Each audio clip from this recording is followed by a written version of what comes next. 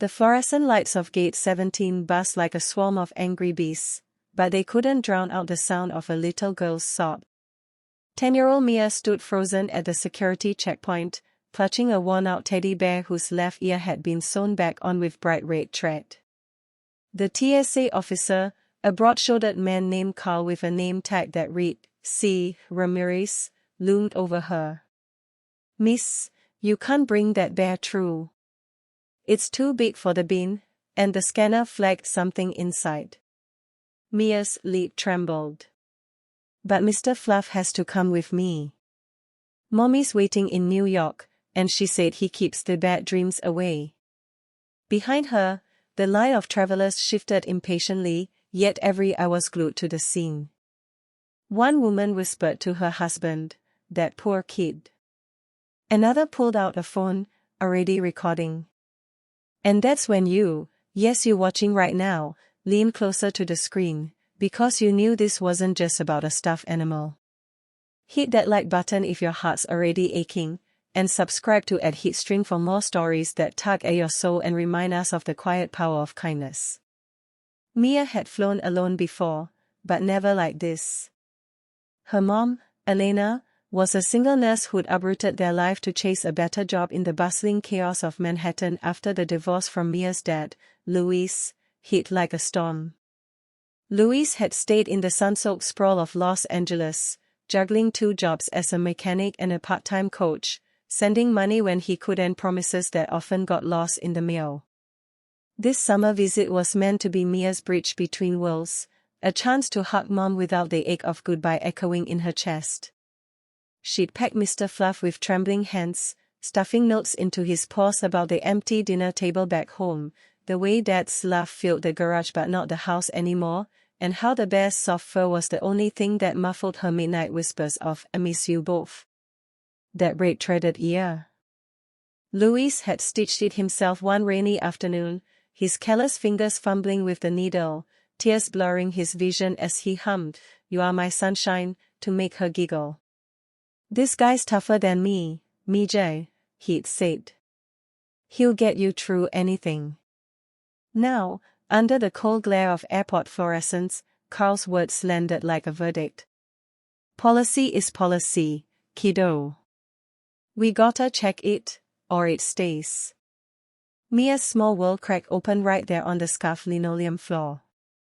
Her backpack, stuffed with a crumpled drawing of their old family picnics, a ziploc of Dad's homemade trail mix, and a letter to Mom she'd rewritten a dozen times, slipped from her shoulder and thudded down. The letter's ink had smudged from her sweaty palms. "Mommy, the plane is scary but Mr. Fluff says it's like flying to the moon with you. Don't forget to save me a spot in your bed." Tears carved hot puffs down her cheeks, turning the security line into a blurry haze. Carl shifted uncomfortably, his badge glinting like a shield he wished he didn't have to wear. He'd seen tantrums, seen smugglers, seen heartbreak in 1,000 forms, but this was a child's trust unraveling thread by thread. The murmur of the crowd swelled, a mix of sympathy and sighs. A harried mom with a stroller bit her lip, remembering her own kid's first solo flight. An elderly couple exchanged glances, hands clasped tighter. Then, slicing through the hum like a lifeline, came a voice, "Wait. Let me help." Sarah, a seasoned flight attendant with salt and pepper streaks in her ponytail and laugh lines etched from years of mid-air pep talks, had been rushing to her gate when Mia's sob hooked her.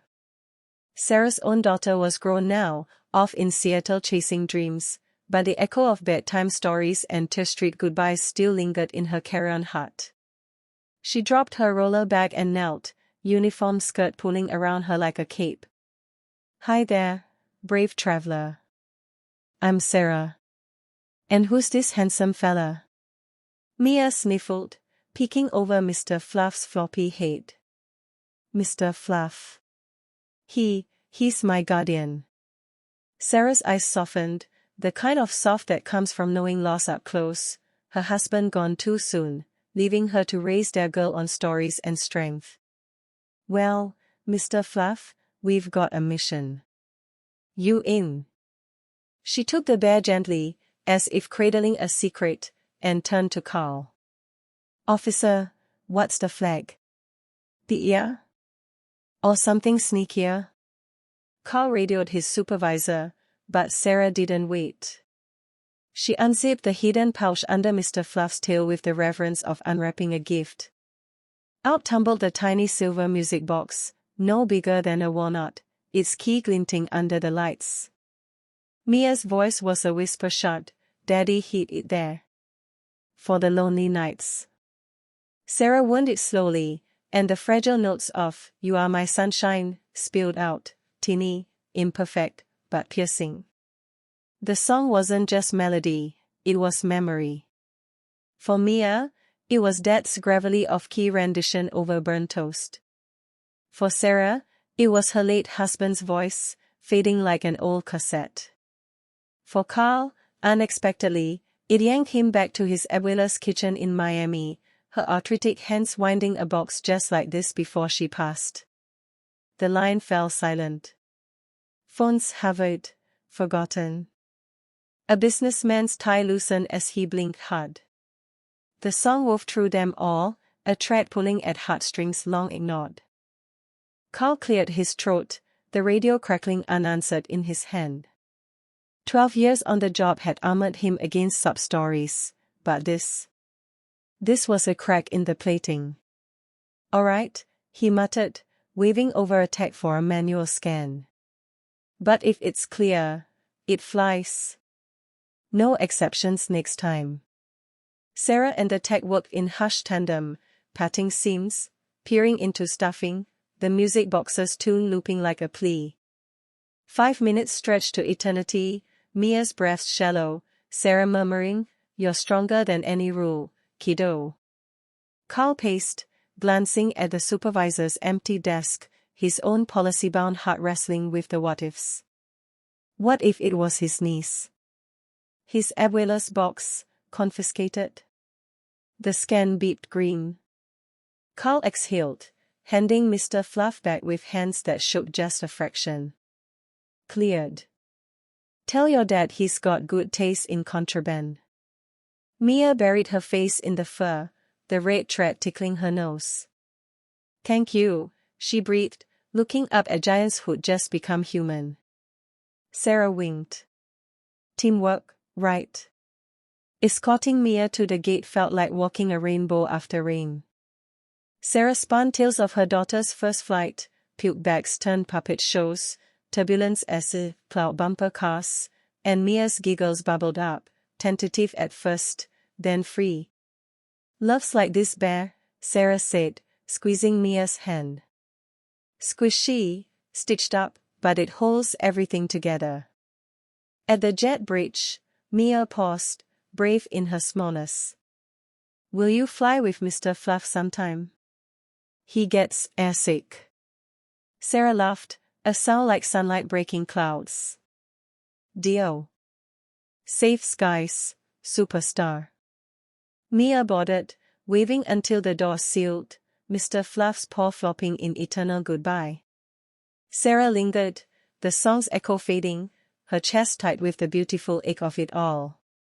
Across the country, Elena paced JFK's arrivals like a caged bird, her scrubs rumpled from a double shift, eyes scanning every deplaning face. When Mia burst through, barefaced, Elena crumpled to the towel in a heap of arms and sobs. "Baby, I thought," the call said delay, "I thought you were lost." Mia pressed Mr. Fluff into her mom's chest. The mean man tried to keep him, but the nice lady sang his song. She said love sneaks past rules. Elena rocked her daughter, inhaling the faint scent of airplane pretzels and home. That night, in their cozy Brooklyn walk-up with posters of stars on the walls, Mia dialed Louis on speaker. His voice crackled through, weary from grease and grief. "Mija. You land okay?" The story tumbled out, Mia's words painting heroes in uniforms, a melody that mended. Louisa's silence stretched, then broke, "That song, it's what I sang to your mom when we were kids, before everything got complicated." I hid it so you'd carry us both. Elena's eyes met his across the mouth, a spark reigniting. Come east soon, Louise. For real this time. He whispered yes, and Mia felt the fracture in her family shift, just a little. Back in LA, Sarah's shift ended with a text from her daughter, a blurry selfie with the old family quilt, caption still my sunshine. Miss you. Sarah smiled through pricking eyes, then scrolled to the viral clip a passenger had uploaded, Bear vs. Bureaucracy, Heartwarming, racking up views like fireflies. Comments flooded, sobbed in economy. Proof kindness boards every flight. Sub to add heat string for these feels. She pinged Carl, we're legends. His reply, a bear emoji and policy updated in my book. Weeks later, TSA's handbook got a footnote, compassion scans deeper. Carl volunteered for the video, starting with, sometimes, the real threat is a heart too heavy to carry alone. Mia's New York summer bloomed into magic, subway symphonies with Elena after night shifts, rooftop stargazing where Mia traced constellations like Dad taught her. But the pinnacle was Louise's arrival, suitcases in tow, no excuses this time. Under Central Park's canopy, fireflies danced as they picnicked, Mr. Fluff propped like a fourth guest. The music box trilled its song, Louise and Elena's shoulders brushing, hands finding each other across the checkered cloth. We broke a lot, Elena admitted, voice thick. But look what we mended. Mia beamed, firefly light in her eyes. Families like Mr. Fluff, patched, but unbreakable. In a quiet corner of LAX, Sarah spotted the bear in a staff break room, donated anonymously with a note, for the next lost traveler. She smiled, queued up the song on her phone, and hit record. Hey, Wanderers. Ever had a fluffy hero rewrite your rules? Share below. If this pulled your heartstrings, like, subscribe to @heatstring, and ring that bell, because in a world of checkpoints, compassion's the real takeoff. The screen dimmed, but the melody hummed on, a gentle reminder, love doesn't wait for clearance, it simply soars.